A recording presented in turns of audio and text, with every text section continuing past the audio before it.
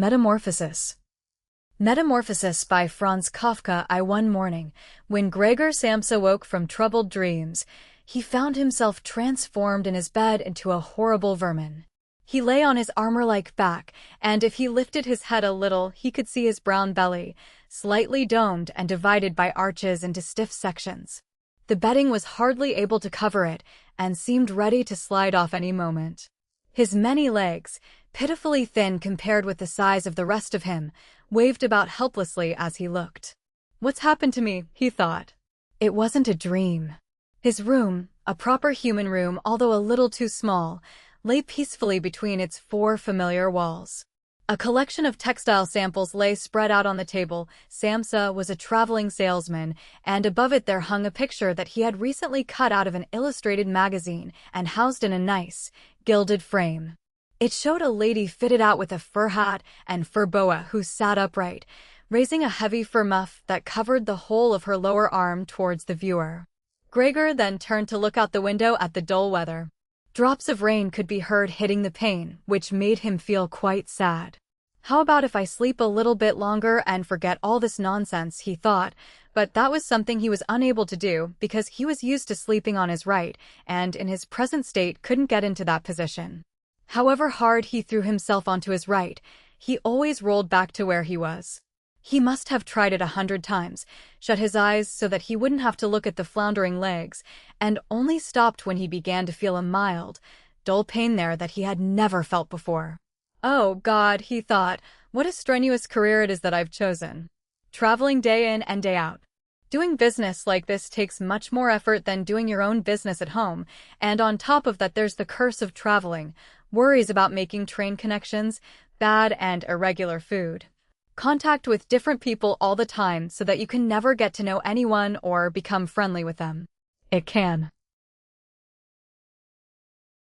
all go to hell. He felt a slight itch up on his belly, pushed himself slowly up on his back towards the headboard so that he could lift his head better, found where the itch was, and saw that it was covered with lots of little white spots, which he didn't know what to make of. And when he tried to feel the place with one of his legs, he drew it quickly back, because as soon as he touched it he was overcome by a cold shudder. He slid back into his former position. Getting up early all the time, he thought, it makes you stupid. You've got to get enough sleep. Other traveling salesmen live a life of luxury.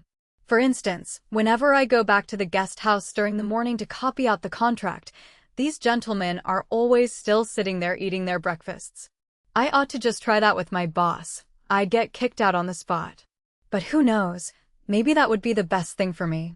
If I didn't have my parents to think about, I'd have given in my notice a long time ago. I'd have gone up to the boss and told him just what I think, tell him everything I would, let him know just what I feel. He'd fall right off his desk.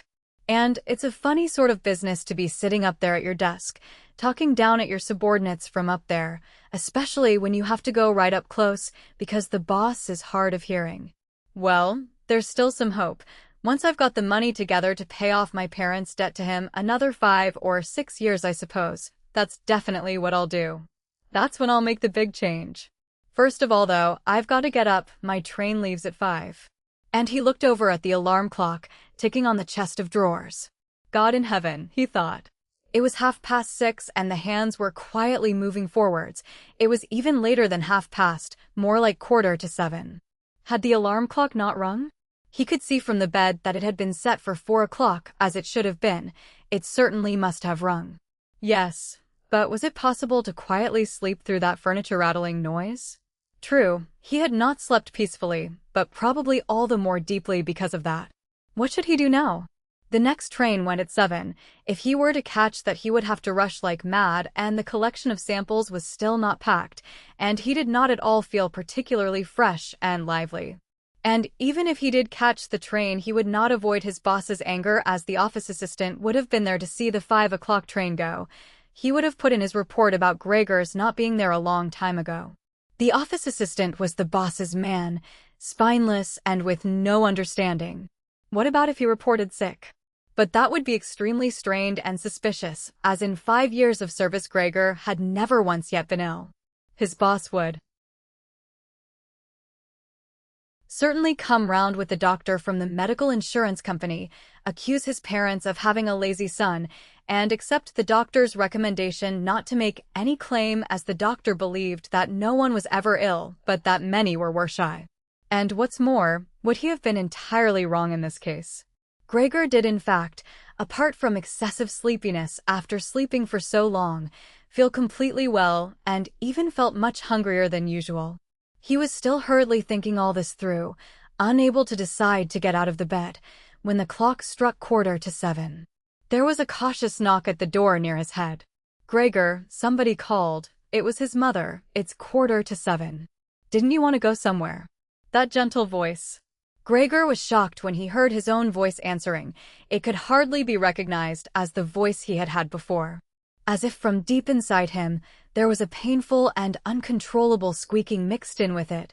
The words could be made out at first, but then there was a sort of echo which made them unclear, leaving the hearer unsure whether he had heard properly or not. Gregor had wanted to give a full answer and explain everything, but in the circumstances contented himself with saying, "Yes, Mother, yes, thank you, I'm getting up now." The change in Gregor's voice probably could not be noticed outside through the wooden door, as his mother was satisfied with this explanation and shuffled away. But this short conversation made the other members of the family aware that Gregor, against their expectations, was still at home, and soon his father came knocking at one of the side doors, gently, but with his fist. "Gregor, Gregor," he called, "what's wrong?" And after a short while he called again with a warning deepness in his voice, "Gregor, Gregor." At the other side door his sister came plaintively, "Gregor, aren't you well? Do you need anything?" Gregor answered to both sides, "I'm ready," now, making an effort to remove all the strangeness from his voice by enunciating very carefully and putting long pauses between each individual word. His father went back to his breakfast, but his sister whispered, "Gregor, open the door, I beg of you." Gregor, however, had no thought of opening the door, and instead congratulated himself for his cautious habit, acquired from his traveling, of locking all doors at night even when he was at home. The first thing he wanted to do was to get up in peace without being disturbed, to get dressed, and most of all to have his breakfast. Only then would he consider what to do next, as he was well aware that he would not bring his thoughts to any sensible conclusions by lying in bed. He remembered that he had often felt a slight pain in bed, perhaps caused by lying awkwardly, but that had always turned out to be pure imagination, and he wondered how his imaginings would slowly resolve themselves today. He did not have the slightest doubt that the change in his voice was nothing more than the first sign of a serious cold, which was an occupational hazard for traveling salesmen. It was a simple matter to throw off the covers.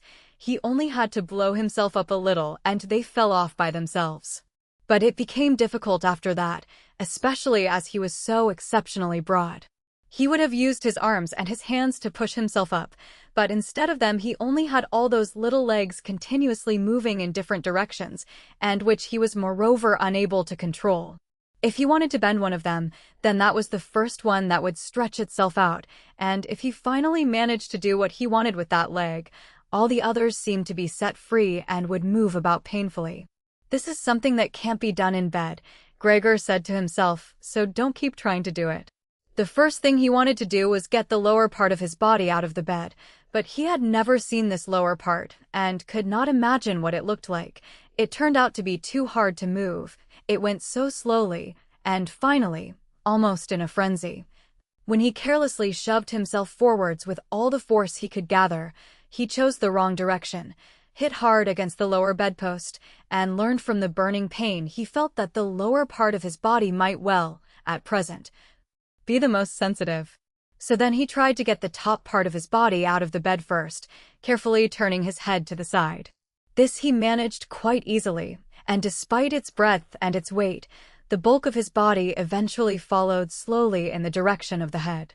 But when he had at last got his head out of the bed and into the fresh air, it occurred to him that if he let himself fall it would be a miracle if his head were not injured, so he became afraid to carry on pushing himself forward the same way.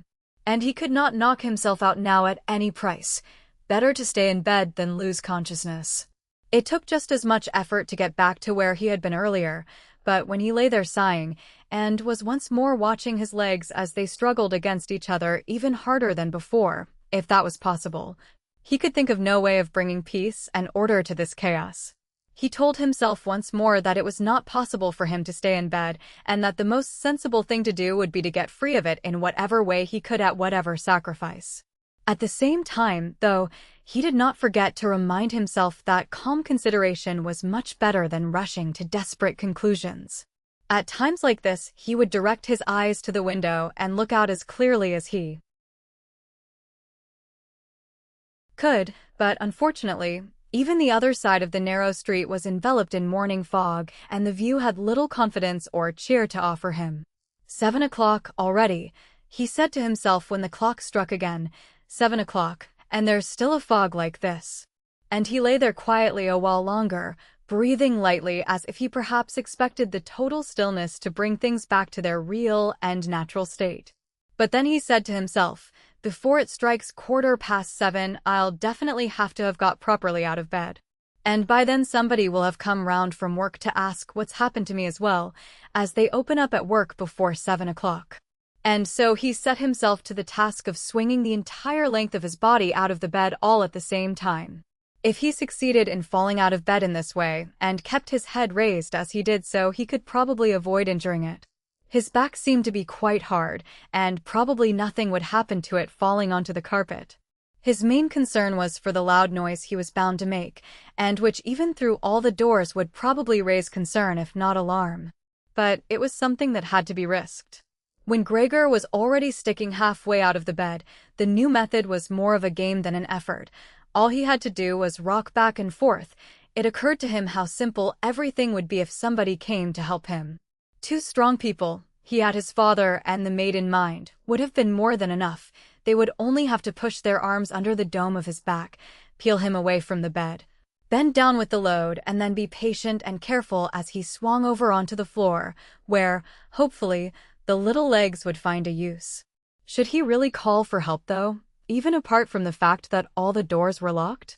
Despite all the difficulty he was in, he could not suppress a smile at this thought. After a while he had already moved so far across that it would have been hard for him to keep his balance if he rocked too hard. The time was now 7:10, and he would have to make a final decision very soon.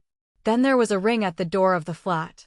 That'll be someone from work, he said to himself, and froze very still, although his little legs only became all the more lively as they danced around.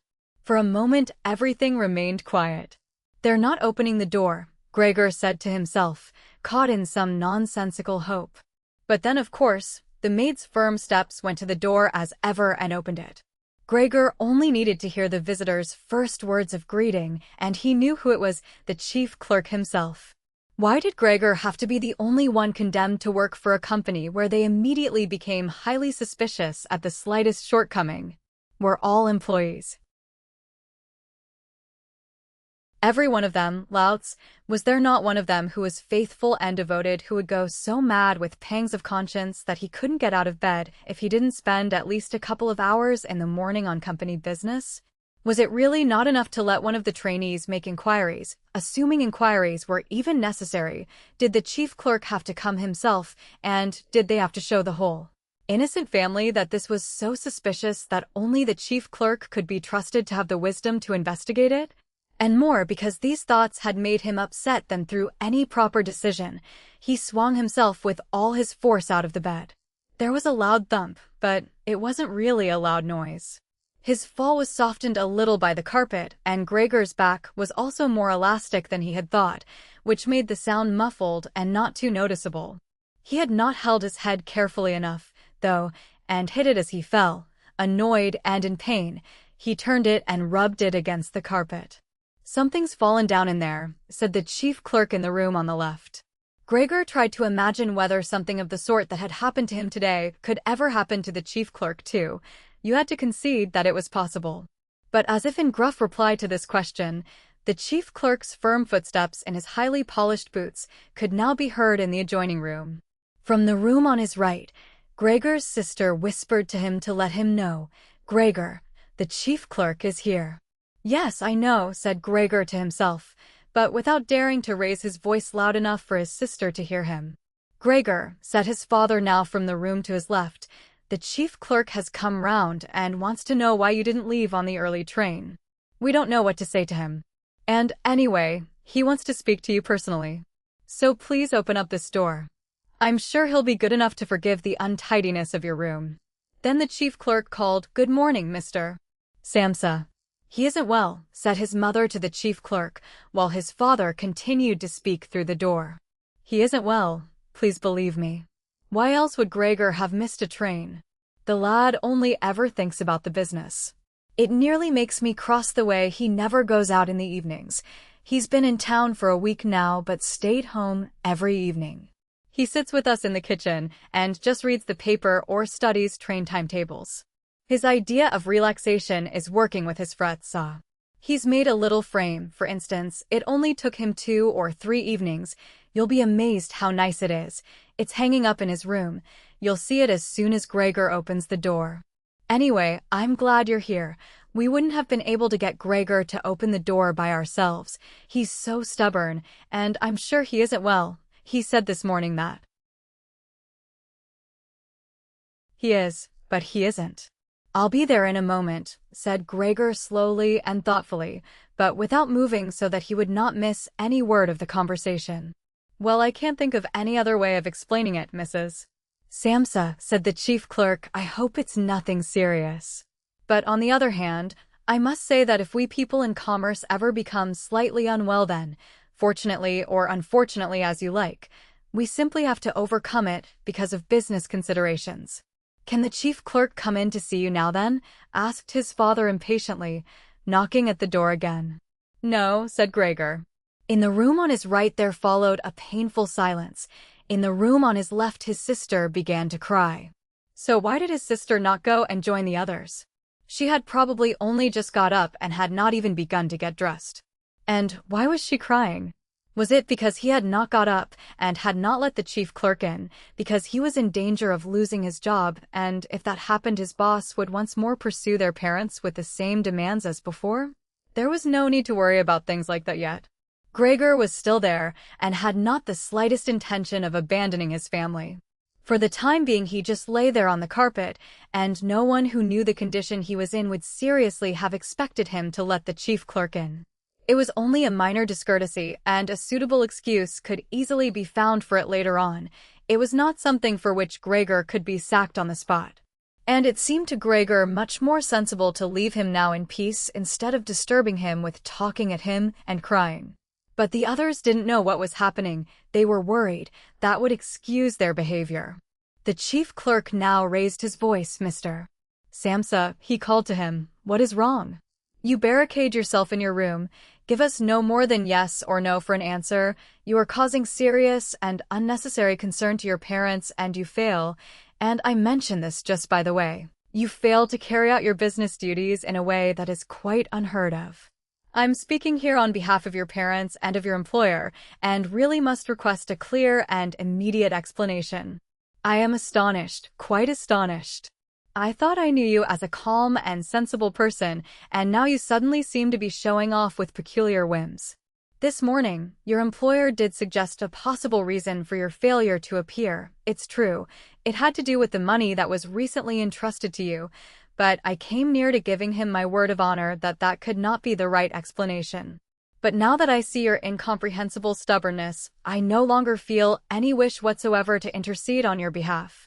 And nor is your position all that secure. I had originally intended to say all this to you in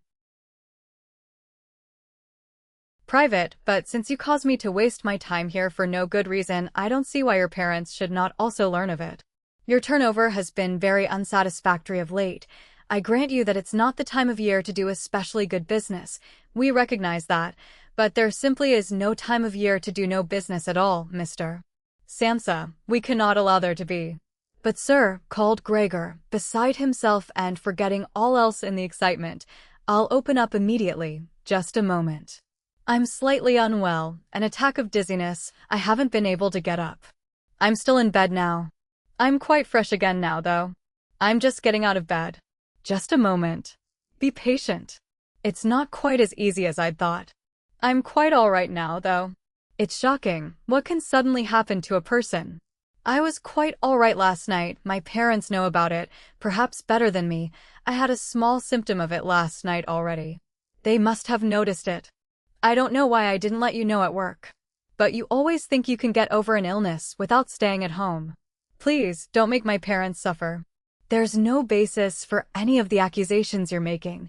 Nobody's ever said a word to me about any of these things. Maybe you haven't read the latest contracts I sent in. I'll set off with the 8 o'clock train, as well. These few hours of rest have given me strength. You don't need to wait, sir. I'll be in the office soon after you, and please be so good as to tell that to the boss and recommend me to him.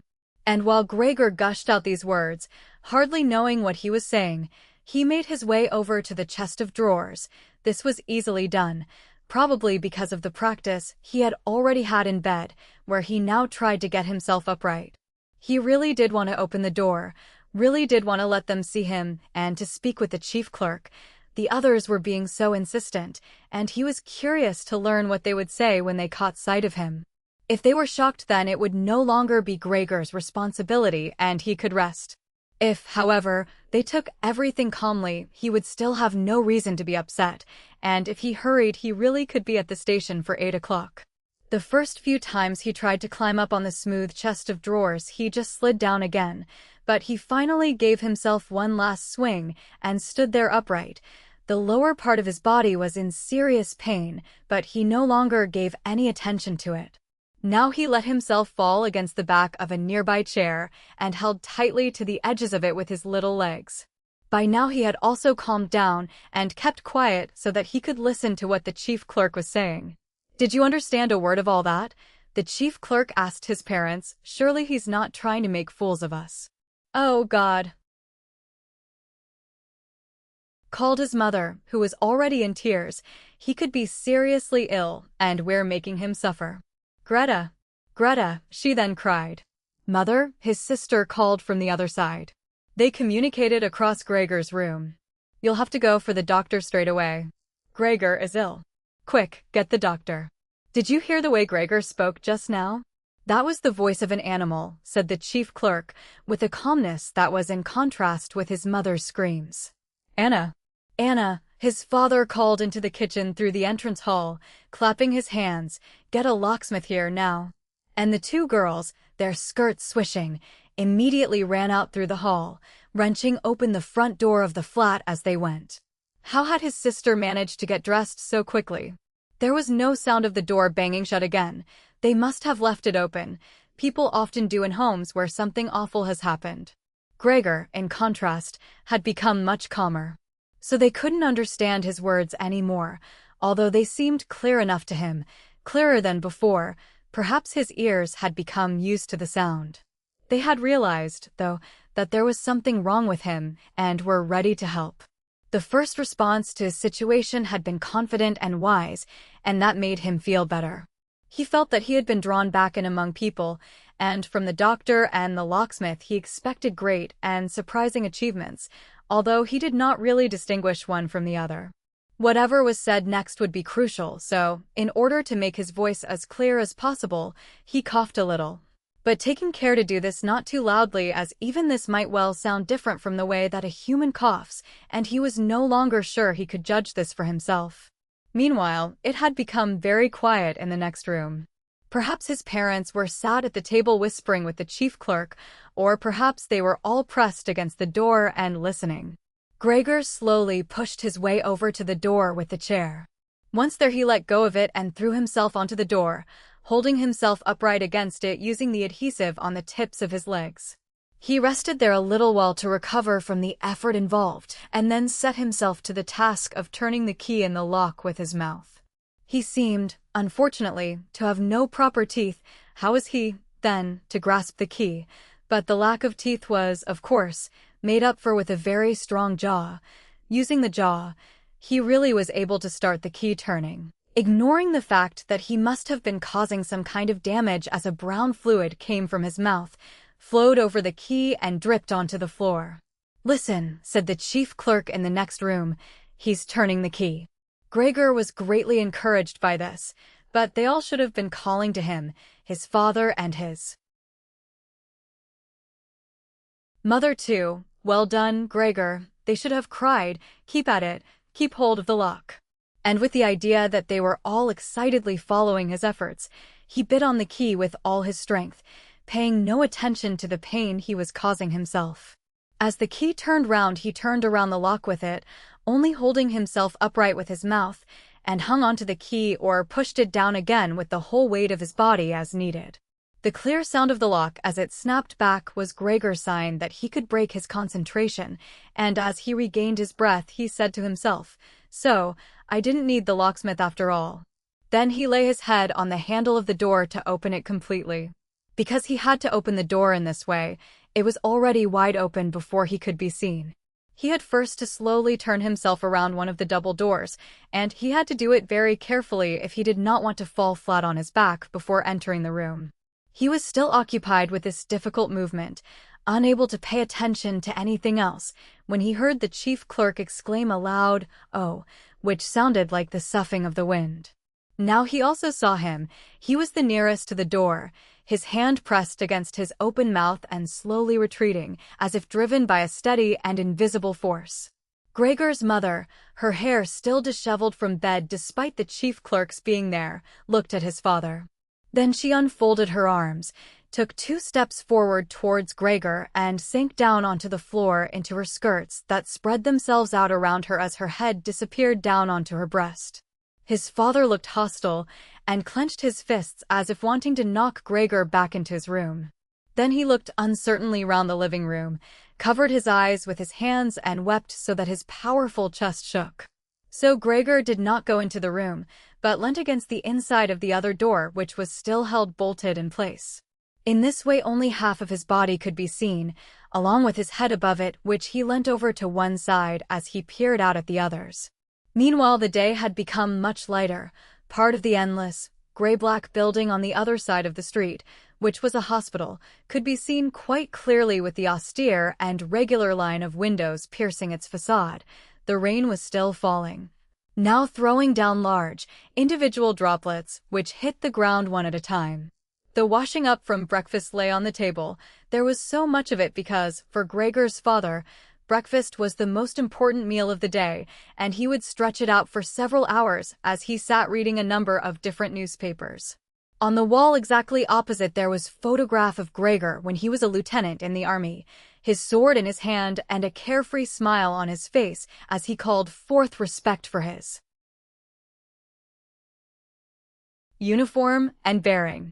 The door to the entrance hall was open, and as the front door of the flat was also open, he could see onto the landing and the stairs where they began their way down below. "Now, then," said Gregor, well aware that he was the only one to have kept calm, "I'll get dressed straight away now, pack up my samples and set off. Will you please just let me leave? You can see," he said to the chief clerk, "that I'm not stubborn, and I like to do my job. Being a commercial traveler is arduous, but without traveling I couldn't earn my living. So, where are you going, into the office?" "Yes." "Will you report everything accurately then?" "It's quite possible for someone to be temporarily unable to work, but that's just the right time to remember what's been achieved in the past and consider that later on, once the difficulty has been removed, he will certainly work with all the more diligence and concentration. You're well aware that I'm seriously in debt to our employer as well as having to look after my parents and my sister, so that I'm trapped in a difficult situation, but I will work my way out of it again. Please don't make things any harder for me than they are already, and don't take sides against me at the office. I know that nobody likes the travelers. They think we earn an enormous wage as well as having a soft time of it. That's just prejudice, but they have no particular reason to think better of it. But you, sir, you have a better overview than the rest of the staff. In fact, if I can say this in confidence, a better overview than the boss himself. It's very easy for a businessman like him to make mistakes about his employees and judge them more harshly than he should. And you're also well aware that we travelers spend almost the whole year away from the office, so that we can very easily fall victim to gossip and chance and groundless complaints, and it's almost impossible to defend yourself from that sort of thing. We don't usually even hear about them, or if at all it's when we arrive back home exhausted from a trip, and that's when we feel the harmful effects of what's been going on without even knowing what caused them. Please, don't go away. At least first say something to show that you grant that I'm at least partly right. But the chief clerk had turned away as soon as Gregor had started to speak, and, with protruding lips, only stared back at him over his trembling shoulders as he left. He did not keep still for a moment while Gregor was speaking, but moved steadily towards the door without taking his eyes off him. He moved very gradually, as if there had been some secret prohibition on leaving the room. It was only when he had reached the entrance hall that he made a sudden movement, drew his foot from the living room, and rushed forward in a panic. In the hall, he stretched his right hand far out towards the stairway as if out there were some supernatural force waiting to save him. Gregor realized that it was out of the question to let the chief clerk go away in this mood if his position in the firm was not to be put into extreme danger. That was something his parents did not understand very well. Over the years, they had become convinced that this job would provide for Gregor for his entire life, and besides, they had so much to worry about at present that they had lost sight of any thought for the future. Gregor, though, did think about the future. The chief clerk had to be held back, calmed down, convinced, and finally won over. The future of Gregor and his family depended on it. If only his sister were here. She was clever. She was already in tears while Gregor was still lying peacefully on his back. And the chief clerk was a lover of women. Surely she could persuade him. She would close the front door in the entrance hall and talk him out of his shocked state. But his sister was not there. Gregor would have to do the job himself. And without considering that he still was not familiar with how well he could move about in his present state, or that his speech still might not, or probably would not be understood, he let go of the door, pushed himself through the opening, tried to reach the chief clerk on the landing who, ridiculously, was holding onto the banister with both hands, but Gregor fell immediately over and, with a little scream as he sought something to hold onto, landed on his numerous little legs. Hardly had that happened then, for the first time that day, he began to feel all right with his body. The little legs had the solid ground under them.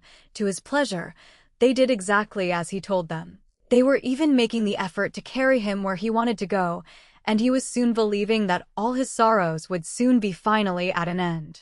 He held back the urge to move, but swayed from side to side as he crouched there on the floor. His mother was not far away in front of him and seemed, at first, quite engrossed in herself, but then she suddenly jumped up with her arms outstretched and her fingers spread shouting, "Help! For pity's sake, help!" The way she held her head suggested she wanted to see Gregor better, but the unthinking way she was hurrying backwards showed that she did not. She had forgotten that the table was behind her with all the breakfast things on it. When she reached the table, she sat quickly down on it without knowing what she was doing, without even seeming to notice that the coffee pot had been knocked over and a gush of coffee was pouring down onto the carpet. "Mother, mother," said Gregor gently, looking up at her. He had completely forgotten the chief clerk for the moment, but could not help himself snapping in the air with his jaws at the sight of the flow of coffee. That set his mother screaming anew. She fled from the table and into the arms of his father as he rushed towards her. Gregor, though, had no time to spare for his parents now. The chief clerk had already reached the stairs. With his chin on the banister, he looked back for the last time. Gregor made a run for him. He wanted to be sure of reaching him. The chief clerk must have expected something, as he leapt down several steps at once and disappeared, his shouts resounding all around the staircase. The flight of the chief clerk seemed, unfortunately, to put Gregor's father into a panic as well. Until then he had been relatively self-controlled, but now, instead of running after the chief clerk himself, or at least not impeding Gregor as he ran after him, Gregor's father seized the chief clerk's stick in his right hand. The chief clerk had left it behind on a chair, along with his hat and overcoat, picked up a large newspaper from the table with his left, and used them to drive Gregor back into his room, stamping his foot at him as he went. Gregor's appeals to his father were of no help. His appeals were simply not understood. However much he humbly turned his head, his father merely stamped his foot all the harder. Across the room, despite the chilly weather, Gregor's mother had pulled open a window, leant far out of it, and pressed her hands to her face. A strong draft of air flew in from the street towards the stairway. The curtains flew up, the newspapers on the table fluttered, and some of them were blown onto the floor. Nothing would stop Gregor's father as he drove him back, making hissing noises at him like a wild man. Gregor had never had any practice in moving backwards and was only able to go very slowly. If Gregor had only been allowed to turn round, he would have been back in his room straight away, but he was afraid that if he took the time to do that, his father would become impatient. And there was the threat of a lethal blow to his back or head from the stick in his father's hand any moment. Eventually, though, Gregor realized that he had no choice as he saw, to his disgust, that he was quite incapable of going backwards in a straight line, so he began, as quickly as possible and with frequent anxious glances at his father, to turn himself round. It went very slowly, but perhaps his father was able to see his good intentions as he did nothing to hinder him. In fact, now and then he used the tip of his stick to give directions from a distance as to which way to turn. If only his father would stop that unbearable hissing. It was making Gregor quite confused. When he had nearly finished turning round, still listening to that hissing, he made a mistake and turned himself back a little the way he had just come. He was pleased when he finally had his head in front of the doorway, but then saw that it was too narrow, and his body was too broad to get through it without further difficulty. In his present mood, it obviously did not occur to his father to open the other of the double doors so that Gregor would have enough space to get through. He was merely fixed on the idea that Gregor should be got back into his room as quickly as possible. Nor would he ever have allowed Gregor the time to get himself upright as preparation for getting through the doorway. What he did, making more noise than ever, was to drive Gregor forwards all the harder as if there had been nothing in the way. It sounded to Gregor as if there was now more than one father behind him. It was not a pleasant experience, and Gregor pushed himself into the doorway without regard for what might happen. One side of his body lifted itself. He lay at an angle in the doorway, one flank scraped on the white door, and was painfully injured, leaving vile brown flecks on it. Soon he was stuck fast and would not have been able to move at all by himself. The little legs along one side hung quivering in the air, while those on the other side were pressed painfully against the ground. Then his father gave him a hefty shove from behind, which released him from where he was held and sent him flying, and heavily bleeding, deep into his room. The door was slammed shut with the stick. Then, finally, all was quiet. It was not until it was getting dark that evening that Gregor awoke from his deep and coma-like sleep. He would have woken soon afterwards anyway, even if he hadn't been disturbed, as he had had enough sleep and felt fully rested. But he had the impression that some hurried steps and the sound of the door leading into the front room being carefully shut had woken him. The light from the electric street lamps shone palely here and there onto the ceiling and tops of the furniture, but down below, where Gregor was, it was dark. He pushed himself over to the door, feeling his way clumsily with his antennae, of which he was now beginning to learn the value, in order to see what had been happening there. The whole of his left side seemed like one painfully stretched scar, and he limped badly on his 2 rows of legs. One of the legs had been badly injured in the events of that morning. It was nearly a miracle that only one of them had been, and dragged along lifelessly. It was only when he had reached the door that he realized what it actually was that had drawn him over to it. It was the smell of something to eat. By the door there was a dish filled with sweetened milk with little pieces of white bread floating in it. He was so pleased he almost laughed, as he was even hungrier than he had been that morning, and immediately dipped his head into the milk, nearly covering his eyes with it. But he soon drew his head back again in disappointment.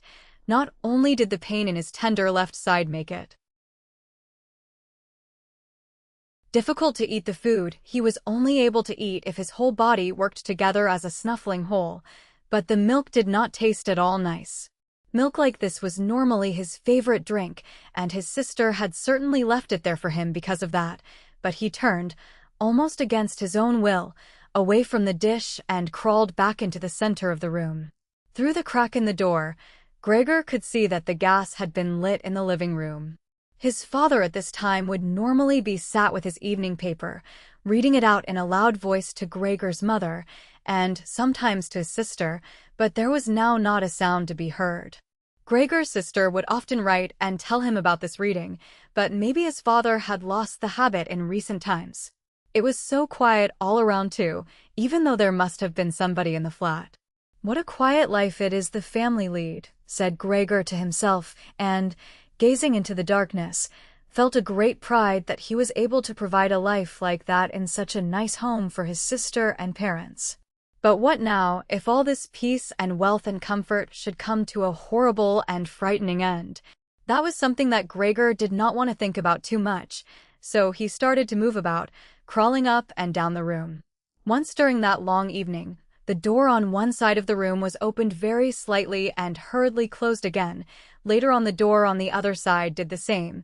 It seemed that someone needed to enter the room but thought better of it. Gregor went and waited immediately by the door, resolved either to bring the timorous visitor into the room in some way, or at least to find out who it was. But the door was opened no more that night, and Gregor waited in vain. The previous morning, while the doors were locked, everyone had wanted to get in there to him, but now that he had opened up one of the doors and the other had clearly been unlocked some time during the day, no one came, and the keys were in the other sides.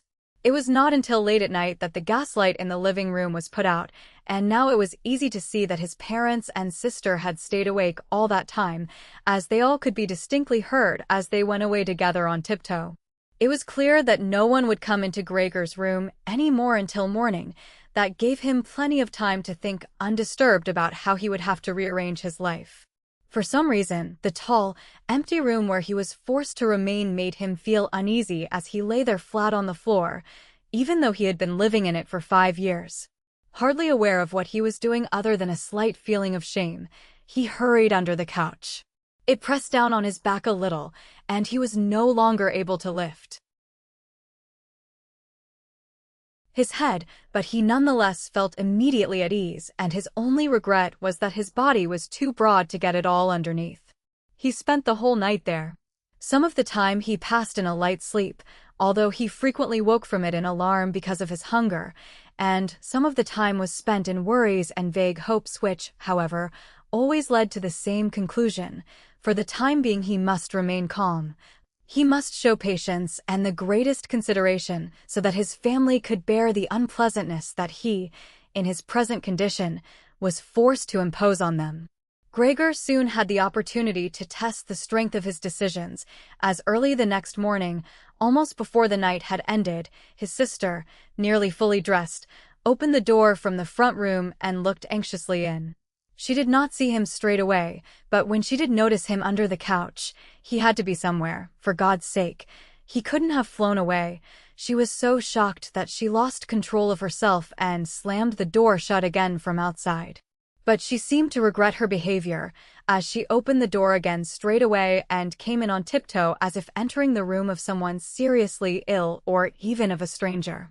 Gregor had pushed his head forward, right to the edge of the couch, and watched her. Would she notice that he had left the milk as it was, realize that it was not from any lack of hunger, and bring him in some other food that was more suitable? If she didn't do it herself, he would rather go hungry than draw her attention to it, although he did feel a terrible urge to rush forward from under the couch, throw himself at his sister's feet, and beg her for something good to eat. However, his sister noticed the full dish immediately and looked at it, and the few drops of milk splashed around it with some surprise. She immediately picked it up, using a rag, not her bare hands, and carried it out. Gregor was extremely curious as to what she would bring in its place, imagining the wildest possibilities, but he never could have guessed what his sister, in her goodness, actually did bring. In order to test his taste, she brought him a whole selection of things, all spread out on an old newspaper. There were old, half-rotten vegetables, bones from the evening meal, covered in white sauce that had gone hard, a few raisins and almonds, some cheese that Gregor had declared inedible 2 days before, a dry roll and some bread spread with butter and salt, as well as all that she had poured some water into the dish, which had probably been permanently set aside for Gregor's use, and placed it beside them. Then, Out of consideration for Gregor's feelings, as she knew that he would not eat in front of her, she hurried out again and even turned the key in the lock so that Gregor would know he could make things as comfortable for himself as he liked. Gregor's little legs whirred. At last he could eat. What's more, his injuries must already have completely healed, as he found no difficulty in moving. This amazed him, as more than a month earlier he had cut his finger slightly with a knife. He thought of how his finger had still hurt the day before yesterday. Am I less sensitive than I used to be, then, he thought, and was already sucking greedily at the cheese which had immediately, almost compellingly, attracted him much more than the other foods on the newspaper. Quickly, one after another, his eyes watering with pleasure, he consumed the cheese, the vegetables and the sauce. The fresh foods, on the other hand, he didn't like at all. And even dragged the things he did want to eat a little way away from them, because he couldn't stand the smell. Long after he had finished eating and lay lethargic in the same place, his sister slowly turned the key in the lock as a sign to him that he should withdraw. He was immediately startled, although he had been half asleep, and he hurried back under the couch. But he needed great self-control to stay there even for the short time that his sister was in the room, as eating so much food had rounded out his body a little, and he could hardly breathe in that narrow space. Half suffocating, he watched with bulging eyes as his sister unself-consciously took a broom and swept up the leftovers, mixing them in with the food he had not even touched at all as if it could not be used anymore. She quickly dropped it all into a bin, closed it with its wooden lid, and carried everything out. She had hardly turned her back before Gregor came out again from under the couch and stretched himself. This was how Gregor received his food each day now, once in the morning while his parents and the maid were still asleep, and the second time after everyone had eaten their meal at midday, as his parents would sleep for a little while then as well, and Gregor's sister would send the maid away on some errand. Gregor's father and mother certainly did not want him to starve either, but perhaps it would have been more than they could stand to have any more experience of his feeding than being told about it. And perhaps his sister wanted to spare them what distress she could, as they were indeed suffering enough. It was impossible for Gregor to find out what they had told the doctor and the locksmith that first morning to get them out of the flat. As nobody could understand him, nobody, not even his sister, thought that he could understand them, so he had to be content to hear his sister's sighs and appeals to the saints as she moved about his room. It was only later, when she had become a little more used to everything. There was, of course, no question of her ever becoming fully used to the situation, that Gregor would sometimes catch a friendly comment, or at least a comment that could be construed as friendly. "He's enjoyed his dinner today," she might say when he had diligently cleared away all the food left for him, or if he left most of it, which slowly became more and more frequent, she would often say, sadly, "Now everything's just been left there again." Although Gregor wasn't able to hear any news directly, he did listen to much of what was said in the next rooms, and whenever he heard anyone speaking he would scurry straight to the appropriate door and press his whole body against it. There was seldom any conversation, especially at first, that was not about him in some way, even if only in secret. For 2 whole days, all the talk at every mealtime was about what they should do now, but even between meals they spoke about the same subject, as there were always at least 2 members of the family at home. Nobody wanted to be at home by themselves, and it was out of the question to leave the flat entirely empty. And on the very first day the maid had fallen to her knees and begged Gregor's mother to let her go without delay. It was not very clear how much she knew of what had happened, but she left within a quarter of an hour, tearfully thanking Gregor's mother for her dismissal, as if she had done her an enormous service. She even swore emphatically not to tell anyone the slightest about what had happened, even though no one had asked that of her. Now Gregor's sister also had to help his mother with the cooking, although that was not so much bother as no one ate very much. Gregor often heard how one of them would unsuccessfully urge another to eat, and receive no more answer than, "No thanks, I've had enough," or something similar. No one drank very much either. His sister would sometimes ask his father whether he would like a beer, hoping for the chance to go and fetch it herself. When his father then said nothing, she would add, so that he would not feel selfish, that she could send the housekeeper for it, But then his father would close the matter with a big, loud no, and no more would be said. Even before the first day had come to an end, his father had explained to Gregor's mother and sister what their finances and prospects were. Now and then he stood up from the table and took some receipt or document from the little cash box he had saved from his business when it had collapsed 5 years earlier. Gregor heard how he opened the complicated lock and then closed it again after he had taken the item he wanted. What he heard his father say was some of the first good news that Gregor heard since he had first been incarcerated in his room. He had thought that nothing at all remained from his father's business. At least he had never told him anything different, and Gregor had never asked him about it anyway. Their business misfortune had reduced the family to a state of total despair, and Gregor's only concern at that time had been to arrange things so that they could all forget about it as quickly as possible. So then he started working especially hard, with a fiery vigor that raised him from a junior salesman to a traveling representative almost overnight, bringing with it the chance to earn money in quite different ways. Gregor converted his success at work straight into cash that he could lay on the table at home for the benefit of his astonished and delighted family. They had been good times, and they had never come again, at least not with the same splendor, even though Gregor had later earned so much that he was in a position to bear the costs of the whole family, and did bear them.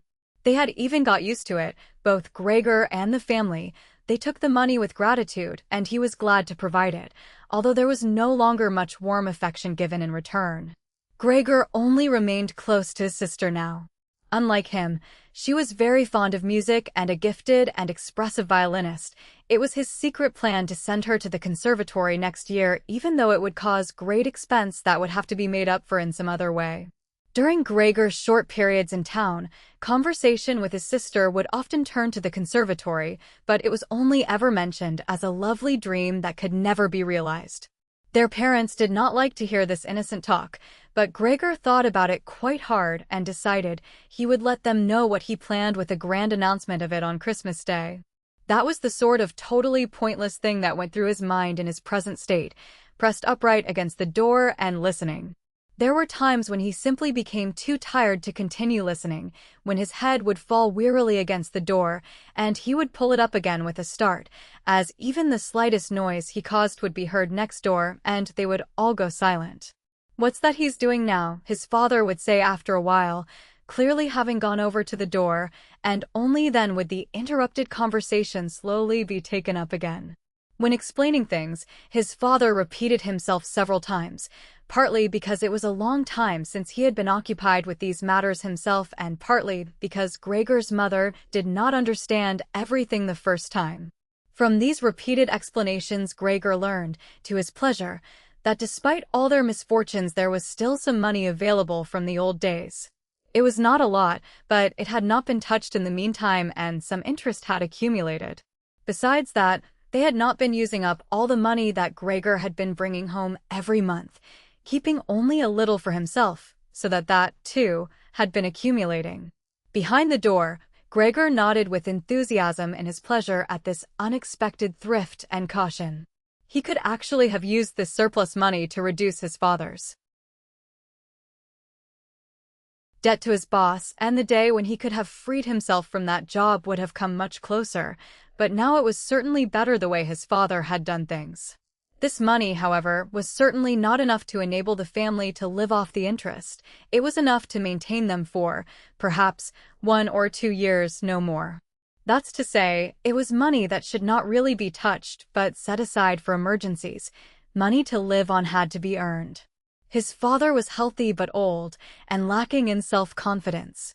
During the 5 years that he had not been working, the first holiday in a life that had been full of strain and no success, he had put on a lot of weight and become very slow and clumsy. Would Gregor's elderly mother now have to go and earn money? She suffered from asthma, and it was a strain for her just to move about the home. Every other day would be spent struggling for breath on the sofa by the open window. Would his sister have to go and earn money? She was still a child of 17. Her life up till then had been very enviable, consisting of wearing nice clothes, sleeping late, helping out in the business, joining in with a few modest pleasures and most of all playing the violin.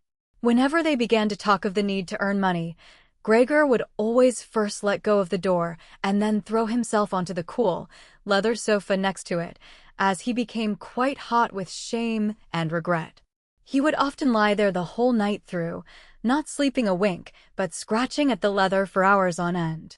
Or he might go to all the effort of pushing a chair to the window, climbing up onto the sill, and, propped up in the chair, leaning on the window to stare out of it. He had used to feel a great sense of freedom from doing this, but doing it now was obviously something more remembered than experienced, as what he actually saw in this way was becoming less distinct every day, even things that were quite near. He had used to curse the ever-present view of the hospital across the street, but now he could not see it at all, and if he had not known that he lived in Charlottenstrasse, which was a quiet street despite being in the middle of the city, he could have thought that he was looking out the window at a barren waste where the gray sky and the gray earth mingled inseparably. His observant sister only needed to notice the chair twice before she would always push it back to its exact position by the window after she had tidied up the room, and even left the inner pane of the window open from then on. If Gregor had only been able to speak to his sister and thank her for all that she had to do for him, it would have been easier for him to bear it, but as it was, it caused him pain. His sister naturally tried as far as possible to pretend there was nothing burdensome about it, and the longer it went on, of course, the better she was able to do so, but as time went by, Gregor was also able to see through it all so much better. It had even become very unpleasant for him, now, whenever she entered the room. No sooner had she come in than she would quickly close the door as a precaution so that no one would have to suffer the view into Gregor's room. Then she would go straight to the window and pull it hurriedly open almost as if she were suffocating. Even if it was cold, she would stay at the window breathing deeply for a little while. She would alarm Gregor twice a day with this running about and noise-making. He would stay under the couch shivering the whole while, knowing full well that she would certainly have liked to spare him this ordeal. But it was impossible for her to be in the same room with him with the windows closed. One day, about a month after Gregor's transformation, when his sister no longer had any particular reason to be shocked at his appearance, she came into the room a little earlier than usual and found him still staring out the window, motionless, and just where he would be most horrible. In itself, his sister's not coming into the room would have been no surprise for Gregor, as it would have been difficult for her to immediately open the window while he was still there, but not only did she not come in, she went straight back and closed the door behind her. A stranger would have thought he had threatened her and tried to bite her. Gregor went straight to hide himself under the couch, of course, but he had to wait until midday before his sister came back, and she seemed much more uneasy than usual. It made him realize that she still found his appearance unbearable and would continue to do so. She probably even had to overcome the urge to flee when she saw the little bit of him that protruded from under the couch. One day, in order to spare her even this sight, he spent 4 hours carrying the bedsheet over to the couch on his back and arranged it so that he was completely covered and his sister would not be able to see him even if she bent down. If she did not think the sheet was necessary, then all she had to do was take it off again, as it was clear enough that it was no pleasure for Gregor to cut himself off so completely. She left the sheet where it was. Gregor even thought he glimpsed a look of gratitude one time when he carefully looked out from under the sheet to see how his sister liked the new arrangement. For the first 14 days, Gregor's parents could not bring themselves to come into the room to see him. He would often hear them say how they appreciated all the new work his sister was doing, even though, before, they had seen her as a girl who was somewhat useless and frequently been annoyed with her. But now the two of them, father and mother, would often both wait outside the door of Gregor's room while his sister tidied up in there, and as soon as she went out again, she would have to tell them exactly how everything looked, what Gregor had eaten, how he had behaved this time, and whether, perhaps, any slight improvement could be seen. His mother also wanted to go in and visit Gregor relatively soon, but his father and sister at first persuaded her against it. Gregor listened very closely to all this and approved fully. Later, though, she had to be held back by force, which made her call out, "Let me go and see Gregor. He is my unfortunate son." Can't you understand I have to see him? And Gregor would think to himself that maybe it would be better if his mother came in. Not every day, of course, but one day a week, perhaps. She could understand everything much better than his sister who, for all her courage, was still just a child after all, and really might not have had an adult's appreciation of the burdensome job she had taken on. Gregor's wish to see his mother was soon realized. Out of consideration for his parents, Gregor wanted to avoid being seen at the window during the day. The few square meters of the floor did not give him much room to crawl about. It was hard to just lie quietly through the night. His food soon stopped giving him any pleasure at all, and so, to entertain himself, he got into the habit of crawling up and down the walls and ceiling. He was especially fond of hanging from the ceiling. It was quite different from lying on the floor. He could breathe more freely. His body had a light swing to it, and up there, relaxed and almost happy. It might happen that he would surprise even himself by letting go of the ceiling and landing on the floor with a crash. But now, of course, he had far better control of his body than before and, even with a fall as great as that, caused himself no damage. Very soon his sister noticed Gregor's new way of entertaining himself. He had, after all, left traces of the adhesive from his feet as he crawled about, and got it into her head to make it as easy as possible for him by removing the furniture that got in his way, especially the chest of drawers and the desk. Now, this was not something that she would be able to do by herself. She did not dare to ask for help from her father. The 16-year-old maid had carried on bravely since the cook had left, but she certainly would not have helped in this. She had even asked to be allowed to keep the kitchen locked at all times and never to have to open the door unless it was especially important, so his sister had no choice but to choose some time when Gregor's father was not there and fetch his mother to help her. As she approached the room, Gregor could hear his mother express her joy, but once at the door she went silent. First, of course, his sister came in and looked round to see that everything in the room was all right, and only then did she let her mother enter. Gregor had hurriedly pulled the sheet down lower over the couch and put more folds into it so that everything really looked as if it had just been thrown down by chance. Gregor also refrained, this time, from spying out from under the sheet. He gave up the chance to see his mother until later and was simply glad that she had come. "You can come in, he can't be seen," said his sister, obviously leading her in by the hand.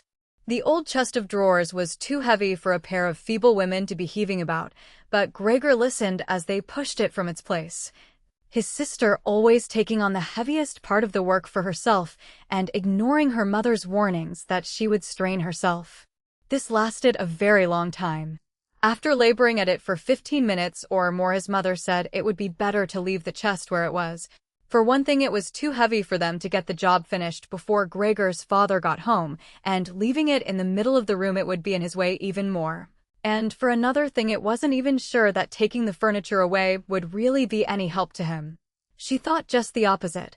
The sight of the bare walls saddened her right to her heart, and why wouldn't Gregor feel the same way about it? He'd been used to this furniture in his room for a long time, and it would make him feel abandoned to be in an empty room like that. Then, quietly, almost whispering as if wanting Gregor, whose whereabouts she did not know, to hear not even the tone of her voice, as she was convinced that he did not understand her words, she added, "And by taking the furniture away, won't it seem like we're showing that we've given up all hope of improvement and we're abandoning him to cope for himself? I think it'd be best to leave the room exactly the way it was before so that when Gregor comes back to us again he'll find everything unchanged and he'll be able to forget the time in between all the easier." Hearing these words from his mother made Gregor realize that the lack of any direct human communication, along with the monotonous life led by the family during these 2 months, must have made him confused. He could think of no other way of explaining to himself why he had seriously wanted his room emptied out. Had he really wanted to transform his room into a cave, a warm room fitted out with the nice furniture he had inherited? That would have let him crawl around unimpeded in any direction, but it would also have let him quickly forget his past when he had still been human. He had come very close to forgetting, and it had only been the voice of his mother, unheard for so long, that had shaken him out of it. Nothing should be removed, Everything had to stay.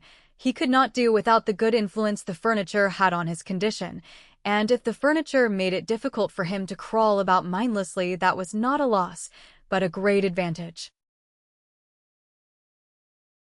His sister, unfortunately, did not agree. She had become used to the idea, not without reason, that she was Gregor's spokesman to his parents about the things that concerned him.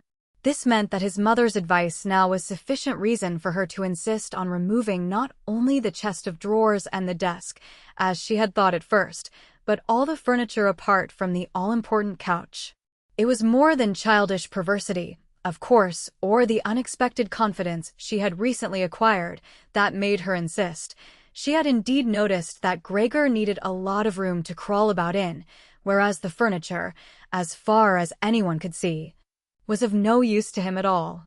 Girls of that age, though, do become enthusiastic about things and feel they must get their way whenever they can. Perhaps this was what tempted Greta to make Gregor's situation seem even more shocking than it was, so that she could do even more for him. Greta would probably be the only one who would dare enter a room dominated by Gregor crawling about the bare walls by himself. So she refused to let her mother dissuade her. Gregor's mother already looked uneasy in his room. She soon stopped speaking and helped Gregor's sister to get the chest of drawers out with what strength she had. The chest of drawers was something that Gregor could do without if he had to, but the writing desk had to stay. Hardly had the two women pushed the chest of drawers, groaning, out of the room than Gregor poked his head out from under the couch to see what he could do about it. He meant to be as careful and considerate as he could, but, unfortunately, it was his mother who came back first, while Greta in the next room had her arms round the chest, pushing and pulling at it from side to side by herself without, of course, moving it an inch. His mother was not used to the sight of Gregor. He might have made her ill, so Gregor hurried backwards to the far end of the couch. In his startlement, though, he was not able to prevent the sheet at its front from moving a little. It was enough to attract his mother's attention. She stood very still, remained there a moment, and then went back out to Greta. Gregor kept trying to assure himself that nothing unusual was happening. It was just a few pieces of furniture being moved after all. But he soon had to admit that the women going to and fro, their little calls to each other, the scraping of the furniture on the floor, all these things made him feel as if he were being assailed from all sides. With his head and legs pulled in against him and his body pressed to the floor, he was forced to admit to himself that he could not stand all of this much longer. They were emptying his room out, taking away everything that was dear to him. They had already taken out the chest containing his fret saw and other tools. Now they threatened to remove the writing desk with its place clearly worn into the floor, the desk where he had done his homework as a business trainee at high school, even while he had been at infant school. He really could not wait any longer to see whether the two women's intentions were good. He had nearly forgotten they were there anyway, as they were now too tired to say anything while they worked, and he could only hear their feet as they stepped heavily on the floor. So, while the women were leant against the desk in the other room catching their breath, he sallied out, changed direction 4 times, not knowing what he should save first before his attention was suddenly caught by the picture on the wall, which was already denuded of everything else that had been on it, of the lady dressed in copious fur. He hurried up onto the picture and pressed himself against its glass. It held him firmly and felt good on his hot belly. This picture, at least, now totally covered by Gregor, would certainly be taken away by no one. He turned his head to face the door into the living room so that he could watch the women when they came back. They had not allowed themselves a long rest and came back quite soon. Greta had put her arm around her mother and was nearly carrying her. "What shall we take now, then?" said Greta, and looked around. Her eyes met those of Gregor on the wall. Perhaps only because her mother was there, she remained calm, bent her face to her so that she would not look round, and said, albeit hurriedly and with a tremor in her voice, "Come on, let's go back in the living room for a while." Gregor could see what Greta had in mind. She wanted to take her mother somewhere safe, and then chase him down from the wall. Well, she could certainly try it. He sat unyielding on his picture. He would rather jump at Greta's face. But Greta's words had made her mother quite worried. She stepped to one side, saw the enormous brown patch against the flowers of the wallpaper, and, before she even realized it was Gregor that she saw, screamed, "Oh God, oh God." Arms outstretched, she fell onto the couch as if she had given up everything and stayed there immobile. "Gregor," shouted his sister, glowering at him and shaking her fist. That was the first word she had spoken to him directly since his transformation. She ran into the other room to fetch some kind of smelling salts to bring her mother out of her faint. Gregor wanted to help too. He could save his picture later, although he stuck fast to the glass and had to pull himself off by force. Then he, too, ran into the next room as if he could advise his sister like in the old days. But he had to just stand behind her doing nothing. She was looking into various bottles. He startled her when she turned round. A bottle fell to the ground and broke. A splinter cut Gregor's face. Some kind of caustic medicine splashed all over him. Now, without delaying any longer, Greta took hold of all the bottles she could and ran with them into her mother. She slammed the door shut with her foot. So now Gregor was shut out from his mother, who, because of him, might be near to death. He could not open the door if he did not want to chase his sister away, and she had to stay with his mother. There was nothing for him to do but wait, and, oppressed with anxiety and self-reproach, he began to crawl about. He crawled over everything, walls, furniture, ceiling, and finally, in his confusion as the whole room began to spin around him, he fell down into the middle of the dinner table. He lay there for a while, numb and immobile. All around him it was quiet. Maybe that was a good sign. Then there was someone at the door. The maid, of course, had locked herself in her kitchen so that Greta would have to go and answer it. His father had arrived home. "What's happened?" were his first words.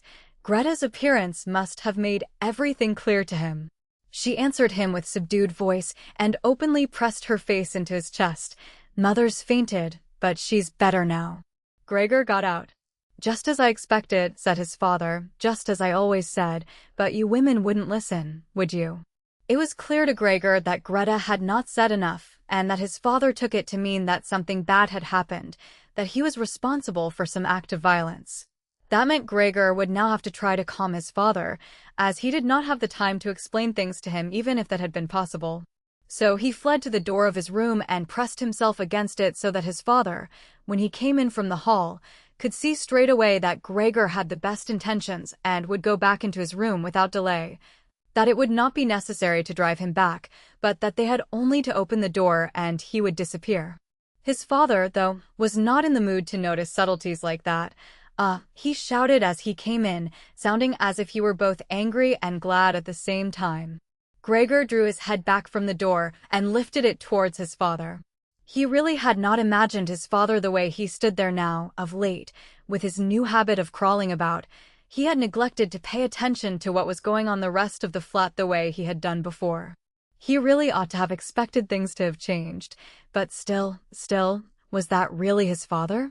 The same tired man as used to be laying there entombed in his bed when Gregor came back from his business trips, who would receive him sitting in the armchair in his nightgown when he came back in the evenings, who was hardly even able to stand up but, as a sign of his pleasure, would just raise his arms, and who, on the couple of times a year when they went for a walk together on a Sunday or public holiday, wrapped up tightly in his overcoat between Gregor and his mother, would always labor his way forward a little more slowly than them, who were already walking slowly for his sake. Who would place his stick down carefully and, if he wanted to say something, would invariably stop and gather his companions around him. He was standing up straight enough now, dressed in a smart blue uniform with gold buttons, the sort worn by the employees at the banking institute. Above the high, stiff collar of the coat his strong double chin emerged. Under the bushy eyebrows, his piercing dark eyes looked out fresh and alert. His normally unkempt white hair was combed down painfully close to his scalp. He took his cap, with its gold monogram from, probably, some bank, and threw it in an arc right across the room onto the sofa, put his hands in his trouser pockets, pushing back the bottom of his long uniform coat, and, with look of determination, walked towards Gregor. He probably did not even know himself what he had in mind, but nonetheless lifted his feet unusually high. Gregor was amazed at the enormous size of the soles of his boots, but wasted no time with that. He knew full well, right from the first day of his new life, that his father thought it necessary to always be extremely strict with him. And so he ran up to his father, stopped when his father stopped, scurried forwards again when he moved, even slightly. In this way they went round the room several times without anything decisive happening, without even giving the impression of a chase, as everything went so slowly. Gregor remained all this time on the floor, largely because he feared his father might see it as especially provoking if he fled onto the wall or ceiling. Whatever he did, Gregor had to admit that he certainly would not be able to keep up this running about for long, as for each step his father took he had to carry out countless movements. He became noticeably short of breath. Even in his earlier life his lungs had not been very reliable. Now, as he lurched about in his efforts to muster all the strength he could for running, he could hardly keep his eyes open. His thoughts became too slow for him to think of any other way of saving himself than running. He almost forgot that the walls were there for him to use, although, here, they were concealed behind carefully carved furniture full of notches and protrusions. Then, right beside him, lightly tossed, something flew down and rolled in front of him. It was an apple. Then another one immediately flew at him. Gregor froze in shock. There was no longer any point in running, as his father had decided to bombard him. He had filled his pockets with fruit from the bowl on the sideboard and now, without even taking the time for careful aim, threw one apple after another. These little, red apples rolled about on the floor, knocking into each other as if they had electric motors. An apple thrown without much force glanced against Gregor's back and slid off without doing any harm. Another one, however, immediately following. It hit squarely and lodged in his back. Gregor wanted to drag himself away, as if he could remove the surprising, the incredible pain by changing his position, but he felt as if nailed to the spot and spread himself out, all his senses in confusion. The last thing he saw was the door of his room being pulled open. His sister was screaming.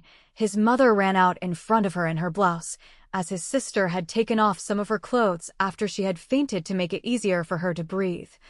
She ran to his father, her skirts unfastened and sliding one after another to the ground.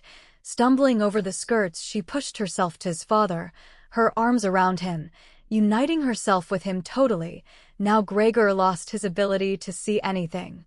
Her hands behind his father's head begging him to spare Gregor's life. No one dared to remove the apple lodged in Gregor's flesh, so it remained there as a visible reminder of his injury. He had suffered it there for more than a month, and his condition seemed serious enough to remind even his father that Gregor, despite his current sad and revolting form, was a family member who could not be treated as an enemy. On the contrary, as a family there was a duty to swallow any revulsion for him and to be patient, just to be patient. Because of his injuries, Gregor had lost much of his mobility, probably permanently. He had been reduced to the condition of an ancient invalid, and it took him long minutes to crawl across his room. Crawling over the ceiling was out of the question, but this deterioration in his condition was fully, in his opinion, made up for by the door to the living room being left open every evening. He got into the habit of closely watching it for 1 or 2 hours before it was opened, and then, lying in the darkness of his room where he could not be seen from the living room, he could watch the family in the light of the dinner table and listen to their conversation, with everyone's permission, in a way, and thus quite differently from before. They no longer held the lively conversations of earlier times, of course, the ones that Gregor always thought about with longing when he was tired and getting into the damp bed in some small hotel room. All of them were usually very quiet nowadays. Soon after dinner, his father would go to sleep in his chair. His mother and sister would urge each other to be quiet. His mother, bent deeply under the lamp, would sew fancy underwear for a fashion shop. His sister, who had taken a sales job, learned shorthand and French in the evenings so that she might be able to get a better position later on. Sometimes his father would wake up and say to Gregor's mother, "You're doing so much sewing again today. as if he did not know that he had been dozing, and then he would go back to sleep again while mother and sister would exchange a tired grin. With a kind of stubbornness, Gregor's father refused to take his uniform off even at home. While his nightgown hung and used on its peg, Gregor's father would slumber where he was, fully dressed, as if always ready to serve and expecting to hear the voice of his superior even here. The uniform had not been new to start with, but as a result of this it slowly became even shabbier despite the efforts of Gregor's mother and sister to look after it. Gregor would often spend the whole evening looking at all the stains on this coat, with its gold buttons always kept polished and shiny, while the old man in it would sleep, highly uncomfortable but peaceful. As soon as it struck 10, Gregor's mother would speak gently to his father to wake him and try to persuade him to go to bed, as he couldn't sleep properly where he was, and he really had to get his sleep if he was to be up at 6 to get to work. But since he had been in work, he had become more obstinate and would always insist on staying longer at the table, even though he regularly fell asleep, and it was then harder than ever to persuade him to exchange the chair for his bed. Then, however much mother and sister would importune him with little reproaches and warnings, he would keep slowly shaking his head for a quarter of an hour with his eyes closed and refusing to get up. Gregor's mother would tug at his sleeve, whisper endearments into his ear. Gregor's sister would leave her work to help her mother, but nothing would have any effect on him. He would just sink deeper into his chair. Only when the two women took him under the arms he would abruptly open his eyes, look at them one after the other, and say, "What a life! This is what peace I get in my old age." And supported by the two women, he would lift himself up carefully as if he were carrying the greatest load himself, let the women take him to the door, send them off, and carry on by himself, while Gregor's mother would throw down her needle and his sister her pen so that they could run after his father and continue being of help to him, who, in this tired and overworked family, would have had time to give more attention to Gregor than was absolutely necessary. The household budget became even smaller, so now the maid was dismissed. An enormous, thick-boned charwoman with white hair that flapped around her head came every morning and evening to do the heaviest work. Everything else was looked after by Gregor's mother on top of the large amount of sewing work she did. Gregor even learned, listening to the evening conversation about what price they had hoped for, that several items of jewelry belonging to the family had been sold, even though both mother and sister had been very fond of wearing them at functions and celebrations. But the loudest complaint was that although the flat was much too big for their present circumstances, they could not move out of it. There was no imaginable way of transferring Gregor to the new address. He could see quite well, though, that there were more reasons than consideration for him that made it difficult for them to move. It would have been quite easy to transport him in any suitable crate with a few air holes in it. The main thing holding the family back from their decision to move was much more to do with their total despair and the thought that they'd been struck with a misfortune unlike anything experienced by anyone else they knew or were related to. They carried out absolutely everything that the world expects from poor people. Gregor's father brought bank employees their breakfast. His mother sacrificed herself by washing clothes for strangers. His sister ran back and forth behind her desk at the behest of the customers, but they just did not have the strength to do any more. And the injury in Gregor's back began to hurt as much as when it was new. After they had come back from taking his father to bed, Gregor's mother and sister would now leave their work where it was and sit close together, cheek to cheek. His mother would point to Gregor's room and say, "Close that door, Greta," and then, when he was in the dark again, they would sit in the next room and their tears would mingle, or they would simply sit there staring dry-eyed at the table. Gregor hardly slept at all, either night or day. Sometimes he would think of taking over the family's affairs, just like before, the next time the door was opened. He had long forgotten about his boss and the chief clerk, but they would appear again in his thoughts, the salesman and the apprentices, that stupid T-boy. 2 or 3 friends from other businesses, one of the chambermaids from a provincial hotel, a tender memory that appeared and disappeared again, a cashier from a hat shop for whom his attention had been serious, but too slow.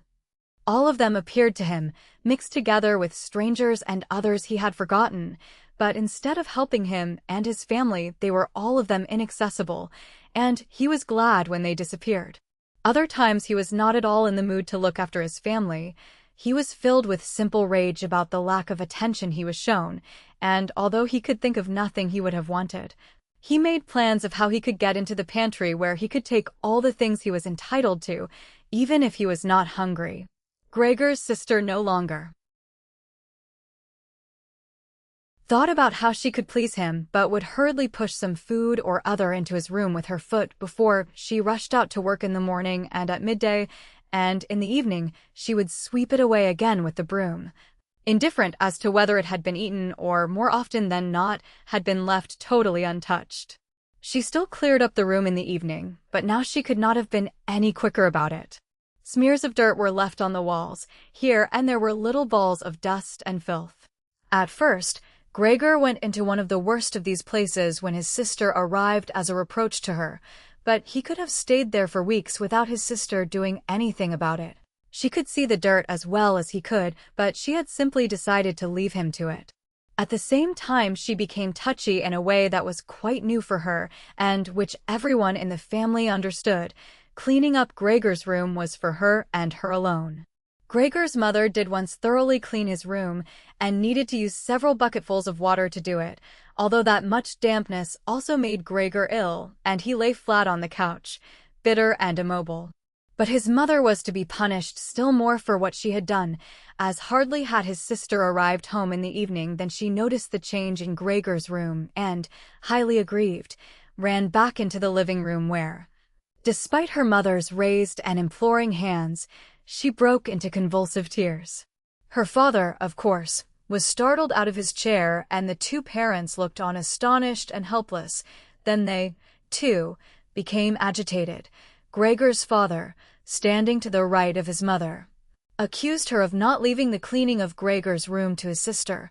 From her left, Gregor's sister screamed at her that she was never to clean Gregor's room again, while his mother tried to draw his father, who was beside himself with anger, into the bedroom. His sister, quaking with tears, thumped on the table with her small fists, and Gregor hissed in anger that no one had even thought of closing the door to save him the sight of this and all its noise.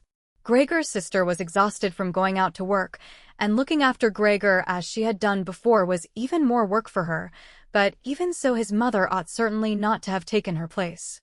Gregor, on the other hand, ought not to be neglected. Now, though, the charwoman was here. This elderly widow, with a robust bone structure that made her able to withstand the hardest of things in her long life, wasn't really repelled by Gregor. Just by chance one day, rather than any real curiosity, she opened the door to Gregor's room and found herself face to face with him. He was taken totally by surprise. No one was chasing him, but he began to rush to and fro while she just stood there in amazement with her hands crossed in front of her. From then on she never failed to open the door slightly every evening and morning and look briefly in on him. At first, she would call to him as she did so, with words that she probably considered friendly, such as "Come on then, you old dung beetle," or "Look at the old dung beetle there." Gregor never responded to being spoken to in that way, but just remained where he was without moving as if the door had never even been opened. If only they had told this charwoman to clean up his room every day instead of letting her disturb him for no reason whenever she felt like it. One day, early in the morning while a heavy rain struck the window panes, perhaps indicating that spring was coming, she began to speak to him in that way once again. Gregor was so resentful of it that he started to move toward her. He was slow and infirm, but it was like a kind of attack. Instead of being afraid, the charwoman just lifted up one of the chairs from near the door and stood there with her mouth open, clearly intending not to close her mouth until the chair in her hand had been slammed down into Gregor's back. "Aren't you coming any closer, then?" she asked when Gregor turned round again, and she calmly put the chair back in the corner. Gregor had almost entirely stopped eating. Only if he happened to find himself next to the food that had been prepared for him, he might take some of it into his mouth to play with it, leave it there a few hours, and then, more often than not, spit it out again. At first, he thought it was distress at the state of his room that stopped him eating, but he had soon got used to the changes made there. They had got into the habit of putting things into this room that they had no room for anywhere else, and there were now many such things as one of the rooms in the flat had been rented out to 3 gentlemen. These earnest gentlemen, all 3 of them had full beards, as Gregor learned peering through the crack in the door one day, were painfully insistent on things being tidy. This meant not only in their own room, but since they had taken a room in this establishment, in the entire flat and especially in the kitchen. Unnecessary clutter was something they could not tolerate, especially if it was dirty. They had moreover brought most of their own furnishings and equipment with them. For this reason, many things had become superfluous which, although they could not be sold, the family did not wish to discard. All these things found their way into Gregor's room. The dustbins from the kitchen found their way in there too. The charwoman was always in a hurry, and anything she couldn't use for the time being she would just chuck in there. He fortunately would usually see no more than the object and the hand that held it. The woman most likely meant to fetch the things back out again when she had time and the opportunity, or to throw everything out in one go. But what actually happened was that they were left where they landed when they had first been thrown unless Gregor made his way through the junk and moved it somewhere else. At first he moved it because, with no other room free where he could crawl about, he was forced to, but later on he came to enjoy it, although moving about in that way left him sad and tired to death, and he would remain immobile for hours afterwards. The gentleman who rented the room would sometimes take their evening meal at home in the living room that was used by everyone, and so the door to this room was often kept closed in the evening. But Gregor found it easy to give up having the door open. He had, after all, often failed to make use of it when it was open and, without the family having noticed it, lain in his room in its darkest corner. One time, though, the charwoman left the door to the living room slightly open, and it remained open when the gentleman who rented the room came in the evening and the light was put on. They sat up at the table where, formerly, Gregor had taken his meals with his father and mother. They unfolded the serviettes and picked up their knives and forks. Gregor's mother immediately appeared in the doorway with a dish of meat, and soon behind her came his sister with a dish piled high with potatoes. The food was steaming and filled the room with its smell. The gentleman bent over the dishes set in front of them as if they wanted to test the food before eating it, and the gentleman in the middle, who seemed to count as an authority for the other 2, did indeed cut off a piece of meat while it was still in its dish, clearly wishing to establish whether it was sufficiently cooked or whether it should be sent back to the kitchen. It was to his satisfaction, and Gregor's mother and sister, who had been looking on anxiously, began to breathe again and smiled. The family themselves ate in the kitchen. Nonetheless, Gregor's father came into the living room before he went into the kitchen, bowed once with his cap in his hand and did his round of the table. The gentlemen stood as one and mumbled something into their beards. Then, once they were alone, they ate in near perfect silence. It seemed remarkable to Gregor that above all the various noises of eating their chewing teeth could still be heard, as if they had wanted to show Gregor that you need teeth in order to eat, and it was not possible to perform anything with jaws that are toothless, however nice they might be. "I'd like to eat something," said Gregor anxiously, "but not anything like they're eating. They do feed themselves. And here I am, dying." Throughout all this time, Gregor could not remember having heard the violin being played, but this evening it began to be heard from the kitchen. The 3 gentlemen had already finished their meal. The one in the middle had produced a newspaper, given a page to each of the others, and now they leant back in their chairs reading them and smoking. When the violin began playing they became attentive, stood up, and went on tiptoe over to the door of the hallway where they stood pressed against each other. Someone must have heard them in the kitchen, as Gregor's father called out, "Is the playing perhaps unpleasant for the gentleman? We can stop it straight away." "On the contrary," said the middle gentleman, "would the young lady not like to come in and play for us here in the room, where it is, after all, much more cozy and comfortable?" "Oh yes, we'd love to," called back Gregor's father as if he had been the violin player himself. The gentleman stepped back into the room and waited. Gregor's father soon appeared with the music stand, his mother with the music and his sister with the violin.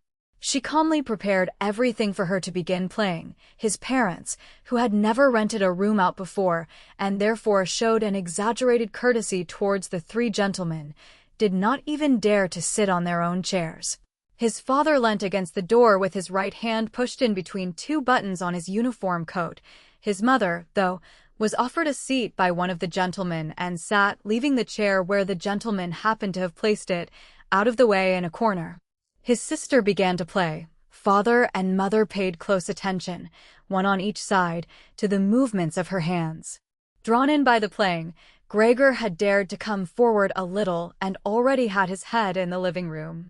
Before, he had taken great pride in how considerate he was, but now it hardly occurred to him that he had become so thoughtless about the others. What's more, there was now all the more reason to keep himself hidden, as he was covered in the dust that lay everywhere in his room and flew up at the slightest movement. He carried threads, hairs, and remains of food about on his back and sides. He was much too indifferent to everything now to lay on his back and wipe himself on the carpet like he had used to do several times a day. And despite this condition, he was not too shy to move forward a little onto the immaculate floor of the living room. No one noticed him, though. The family was totally preoccupied with the violin playing. At first, the three gentlemen had put their hands in their pockets and come up far too close behind the music stand to look at all the notes being played, and they must have disturbed Gregor's sister. But soon, in contrast with the family, they withdrew back to the window with their heads sunk and talking to each other at half volume, and they stayed by the window while Gregor's father observed them anxiously. It really now seemed very obvious that they had expected to hear some beautiful or entertaining violin playing, but had been disappointed, that they had had enough of the whole performance, and it was only now out of politeness that they allowed their peace to be disturbed. It was especially unnerving, the way they all blew the smoke from their cigarettes upwards from their mouth and noses. Yet Gregor's sister was playing so beautifully. Her face was leant to one side, following the lines of music with a careful and melancholy expression. Gregor crawled a little further forward, keeping his head close to the ground so that he could meet her eyes if the chance came. Was he an animal if music could captivate him so? It seemed to him that he was being shown the way to the unknown nourishment he had been yearning for. He was determined to make his way forward to his sister and tug at her skirt to show her she might come into his room with her violin, as no one appreciated her playing here as much as he would. He never wanted to let her out of his room, not while he lived, anyway. His shocking appearance should, for once, be of some use to him. He wanted to be at every door of his room at once to hiss and spit at the attackers. His sister should not be forced to stay with him, though, but stay of her own free will. She would sit beside him on the couch with her ear bent down to him while he told her how he had always intended to send her to the conservatory. How he would have told everyone about it. Last Christmas, had Christmas really come and gone already, if this misfortune hadn't got in the way and refused to let anyone dissuade him from it? On hearing all this, his sister would break out in tears of emotion, and Gregor would climb up to her shoulder and kiss her neck, which, since she had been going out to work, she had kept free without any necklace or collar. "Mr. Samsa," shouted the middle gentleman to Gregor's father, pointing, without wasting any more words, with his forefinger at Gregor as he slowly moved forward. The violin went silent. The middle of the three gentlemen first smiled at his two friends, shaking his head, and then looked back at Gregor. His father seemed to think it more important to calm the three gentlemen before driving Gregor out, even though they were not at all upset and seemed to think Gregor was more entertaining than the violin playing had been. He rushed up to them with his arms spread out and attempted to drive them back into their room at the same time as trying to block their view of Gregor with his body. Now they did become a little annoyed, and it was not clear whether it was his father's behavior that annoyed them or the dawning realization that they had had a neighbor like Gregor in the next room without knowing it. They asked Gregor's father for explanations, raised their arms like he had, tugged excitedly at their beards, and moved back towards their room only very slowly. Meanwhile, Gregor's sister had overcome the despair she had fallen into when her playing was suddenly interrupted. She had let her hands drop and let violin and bow hang limply for a while but continued to look at the music as if still playing, but then she suddenly pulled herself together, lay the instrument on her mother's lap who still sat laboriously struggling for breath where she was and ran into the next room which, under pressure from her father, the three gentlemen were more quickly moving toward. Under his sister's experienced hand, the pillows and covers on the beds flew up and were put into order, and she had already finished making the beds and slipped out again before the three gentlemen had reached the room. Gregor's father seemed so obsessed with what he was doing that he forgot all the respect he owed to his tenants. He urged them and pressed them until, when he was already at the door of the room, the middle of the three gentlemen shouted like thunder and stamped his foot, and thereby brought Gregor's father to a halt. "I declare here and now," he said, raising his hand and glancing at Gregor's mother and sister to gain their attention too, that with regard to the repugnant conditions that prevail in this flat, and with this family, here he looked briefly but decisively at the floor, "I give immediate notice on my room. For the days that I have been living here I will, of course, pay nothing at all. On the contrary, I will consider whether to proceed with some kind of action for damages from you, and believe me it would be very easy to set out the grounds for such an action." He was silent and looked straight ahead as if waiting for something. And indeed, his two friends joined in with the words, "And we also give immediate notice." With that, he took hold of the door handle and slammed the door. Gregor's father staggered back to his seat, feeling his way with his hands, and fell into it. It looked as if he was stretching himself out for his usual evening nap, but from the uncontrolled way his head kept nodding it could be seen that he was not sleeping at all. Throughout all this, Gregor had lain still where the three gentlemen had first seen him. His disappointment at the failure of his plan, and perhaps also because he was weak from hunger, made it impossible for him to move. He was sure that everyone would turn on him any moment, and he waited. He was not even startled out of this state when the violin on his mother's lap fell from her trembling fingers and landed loudly on the floor. "Father, mother," said his sister, hitting the table with her hand as introduction, "we can't carry on like this. Maybe you can't see it, but I can. I don't want to call this monster my brother. All I can say is, we have to try and get rid of it. We've done all that's humanly possible to look after it and be patient. I don't think anyone could accuse us of doing anything wrong." "She's absolutely right," said Gregor's father to himself. His mother, who still had not had time to catch her breath, began to cough dully, her hand held out in front of her and a deranged expression in her eyes. Gregor's sister rushed to his mother and put her hand on her forehead. Her words seemed to give Gregor's father some more definite ideas. He sat upright, played with his uniform cap between the plates left by the three gentlemen after their meal, and occasionally looked down at Gregor as he lay there immobile.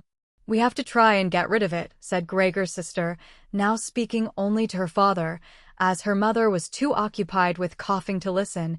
"It'll be the death of both of you. I can see it coming. We can't all work as hard as we have to and then come home to be tortured like this. We can't endure it. I can't endure it anymore."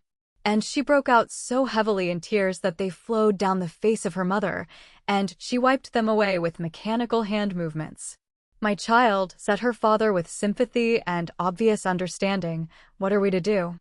His sister just shrugged her shoulders as a sign of the helplessness and tears that had taken hold of her, displacing her earlier certainty. "If he could just understand us," said his father almost as a question. His sister shook her hand vigorously through her tears as a sign that there was no question. "If he could just understand us," repeated Gregor's father, closing his eyes in acceptance of his sister's certainty that was quite impossible, "then perhaps we could come to some kind of arrangement with him. But as it is, it's got to go," shouted his sister. "That's the only way, father. You've got to get rid of the idea that that's Gregor. We've only harmed ourselves by believing it for so long. How can that be Gregor? If it were Gregor, he would have seen long ago that it's not possible for human beings to live with an animal like that, and he would have gone of his own free will. We wouldn't have a brother anymore, then, but we could carry on with our lives and remember him with respect." As it is, this animal is persecuting us. It's driven out our tenants. It obviously wants to take over the whole flat and force us to sleep on the streets. Father, look, just look, she suddenly screamed. He's starting again. In her alarm, which was totally beyond Gregor's comprehension, his sister even abandoned his mother as she pushed herself vigorously out of her chair as if more willing to sacrifice her own mother than stay anywhere near Gregor. She rushed over to behind her father, who had become excited merely because she was, and stood up, half raising his hands in front of Gregor's sister as if to protect her. But Gregor had had no intention of frightening anyone, least of all his sister. All he had done was begin to turn round so that he could go back into his room, although that was in itself quite startling, as his pain-racked condition meant that turning round required a great deal of effort, and he was using his head to help himself do it, repeatedly raising it and striking it against the floor. He stopped and looked round. They seemed to have realized his good intention and had only been alarmed briefly. Now they all looked at him in unhappy silence. His mother lay in her chair with her legs stretched out and pressed against each other, her eyes nearly closed with exhaustion. His sister sat next to his father with her arms around his neck.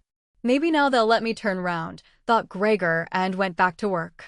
He could not help panting loudly with the effort, and had sometimes to stop and take a rest. No one was making him rush any more. Everything was left up to him. As soon as he had finally finished turning round, he began to move straight ahead. He was amazed at the great distance that separated him from his room, and could not understand how he had covered that distance in his weak state a little while before and almost without noticing it. He concentrated on crawling as fast as he could and hardly noticed that there was not a word, not any cry, from his family to distract him. He did not turn his head until he had reached the doorway.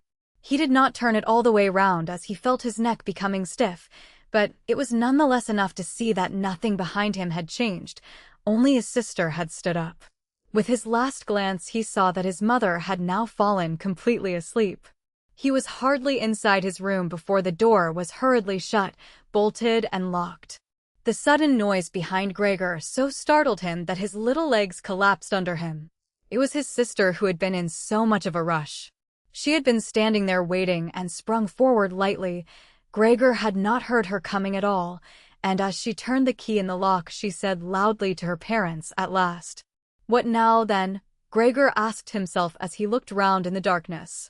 He soon made the discovery that he could no longer move at all. This was no surprise to him.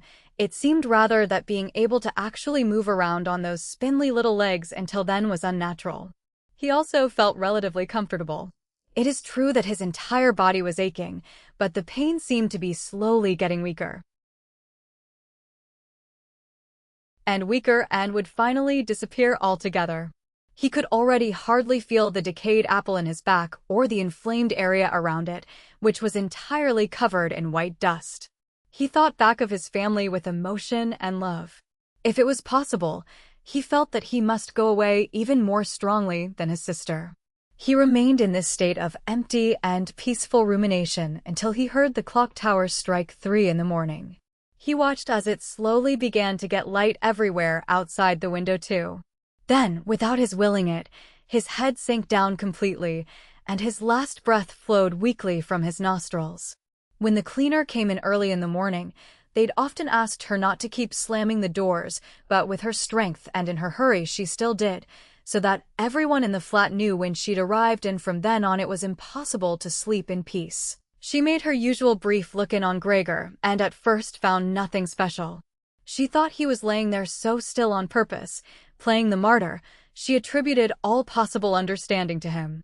She happened to be holding the long broom in her hand, so she tried to tickle Gregor with it from the doorway. When she had no success with that, she tried to make a nuisance of herself and poked at him a little, and only when she found she could shove him across the floor with no resistance at all did she start to pay attention. She soon realized what had really happened, opened her eyes wide, whistled to herself, but did not waste time to yank open the bedroom doors and shout loudly into the darkness of the bedrooms, "Come and have a look at this, it's dead, just lying there, stone dead. Mr. and Mrs. Samsa sat upright there in their marriage bed and had to make an effort to get over the shock caused by the cleaner before they could grasp what she was saying. But then, each from his own side, they hurried out of bed. Mr. Samsa threw the blanket over his shoulders, Mrs. Samsa just came out in her nightdress, and that is how they went into Gregor's room. On the way they opened the door to the living room where Greta had been sleeping since the three gentlemen had moved in. She was fully dressed as if she had never been asleep, and the paleness of her face seemed to confirm this. "Dead?" asked Mrs. Samsa, looking at the charwoman inquiringly, even though she could have checked for herself and could have known it even without checking. "That's what I said," replied the cleaner, and to prove it she gave Gregor's body another shove with the broom, sending it sideways across the floor. Mrs. Samsa made a movement as if she wanted to hold back the broom, but did not complete it. "Now then," said Mr. Samsa, "let's give thanks to God for that." He crossed himself, and the three women followed his example. Greta, who had not taken her eyes from the corpse, said, "Just look how thin he was. He didn't eat anything for so long." The food came out again just the same as when it went in. Gregor's body was indeed completely dried up and flat. They had not seen it until then, but now he was not lifted up on his little legs, nor did he do anything to make them look away. "Greta, come with us in here for a little while," said Mrs. Samsa with a pained smile, and Greta followed her parents into the bedroom, but not without looking back at the body. The cleaner shut the door and opened the window wide. Although it was still early in the morning, the fresh air had something of warmth mixed in with it. It was already the end of March, after all. The three gentlemen stepped out of their room and looked round in amazement for their breakfasts. They had been forgotten about. "Where is our breakfast?" the middle gentleman asked the cleaner irritably. She just put her finger on her lips and made a quick and silent sign to the men that they might like to come into Gregor's room. They did so, and stood around Gregor's corpse with their hands in the pockets of their well-worn coats. It was now quite light in the room. Then the door of the bedroom opened and Mr. Samsa appeared in his uniform with his wife on one arm and his daughter on the other. All of them had been crying a little, Greta now and then pressed her face against her father's arm. "Leave my home now," said Mr. Samsa, indicating the door and without letting the women from him. "What do you mean?" asked the middle of the three gentlemen, somewhat disconcerted, and he smiled sweetly. The other two held their hands behind their backs and continually rubbed them together in gleeful anticipation of a loud quarrel, which could only end in their favor. "I mean just what I said," answered Mr. Samsa, and, with his two companions, went in a straight line towards the man. At first, he stood there still, looking at the ground as if the contents of his head were rearranging themselves into new positions. "All right, we'll go then," he said, and looked up at Mr. Samsa as if he had been suddenly overcome with humility and wanted permission again from Mr. Samsa for his decision. Mr. Samsa merely opened his eyes wide and briefly nodded to him several times. At that, and without delay, the man actually did take long strides into the front hallway. His two friends had stopped rubbing their hands some time before and had been listening to what was being said. Now they jumped off after their friend as if taken with a sudden fear that Mr. Samsa might go into the hallway in front of them and break the connection with their leader. Once there, all three took their hats from the stand, took their sticks from the holder, bowed without a word and left the premises. Mr. Samsa and the two women followed them out onto the landing, but they had had no reason to mistrust the men's intentions, and as they leaned over the landing they saw how the three gentlemen made slow but steady progress down the many steps. As they turned the corner on each floor they disappeared and would reappear a few moments later. The further down they went, the more that the Samsa family lost interest in them, when a butcher's boy, proud of posture with his tray on his head, passed them on his way up and came nearer than they were. Mr. Samsa and the women came away from the landing and went, as if relieved, back into the flat. They decided the best way to make use of that day was for relaxation and to go for a walk. Not only had they earned a break from work, but they were in serious need of it. So they sat at the table and wrote 3 letters of excusal, Mr. Samsa to his employers, Mrs. Samsa to her contractor and Greta to her principal. The cleaner came in while they were writing to tell them she was going. She'd finished her work for that morning. The three of them at first just nodded without looking up from what they were writing, and it was only when the cleaner still did not seem to want to leave that they looked up in irritation. "Well?" asked Mr. Samsa. The charwoman stood in the doorway with a smile on her face, as if she had some tremendous good news to report, but would only do it if she was clearly asked to.